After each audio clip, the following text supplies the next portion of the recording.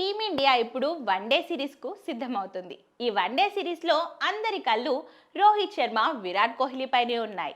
ఈ జోడీ test, టీ20లకు retirement ప్రకటించి కేవలం వన్డేలోనే కొనసాగుతుండటంతో వీరి కోసం ఫ్యాన్స్ 1000 కళ్ళతో ఎదురుచూస్తున్నారు. అభిమానులతో పాటు పలు రికార్డులు కూడా వీరికి స్వాగతం పలికేందుకు ఎదురుచూస్తున్నాయి. రాంచీ వేదికగా జరిగే మొదటి వన్డేలో రోహిత్ శర్మ, విరాట్ కోహ్లీ మైదానంలోకి అడుగు పెడుతూనే ఓ పెద్ద రికార్డ్ ఆటోమేటిక్గా కూలిపోనుంది. ఆ మ్యాచ్తో రోహిత్ కోహ్లీ కలిసి 392 అంతర్జాతీయ మ్యాచ్లు ఆడినట్టు అవుతుంది.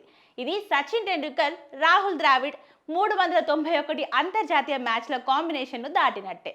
భారత క్రికెట్లో ఈ ఇద్దరు లెజెండ్స్ ఎలాంటి ప్రభావం చూపించారో చెప్పడానికి ఈ రికార్డే ఓ మైలురాయి.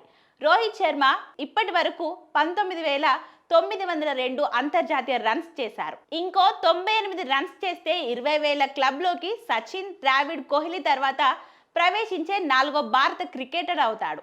దాంతోపాటు ఇప్పటి వరకు 349 వన్డే సిక్స్లు బాదిన హిట్ మ్యాన్, మరో 3 సిక్సర్లు కొడితే షాహిద్ అఫ్రిది 151 రికార్డును బద్దలు కొట్టి వన్డేలో అత్యధిక సిక్స్లు కొట్టిన ఆటగాడిగా ప్రపంచ రికార్డ్ సొంతం చేసుకుంటారు. ఇక రోహిత్ శర్మ ఇప్పటికే అన్ని ఫార్మాట్లలో కలిపి 642 సిక్సర్లతో ప్రపంచ నంబర్ 1 స్థానంలో నిలిచాడు. ఈ సిరీస్లో 8 సిక్స్లు కొడితే మొదటిసారి 650 ఇంటర్నేషనల్ సిక్స్లు చేసిన ఆటగాడిగా చరిత్ర సృష్టిస్తాడు.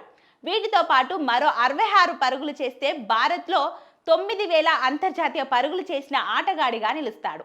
అంతేకాదు మరో 133 పరుగులు చేస్తే భారత్లో 5,000 వన్డే రన్స్ పూర్తి చేసినట్లు అవుతుంది.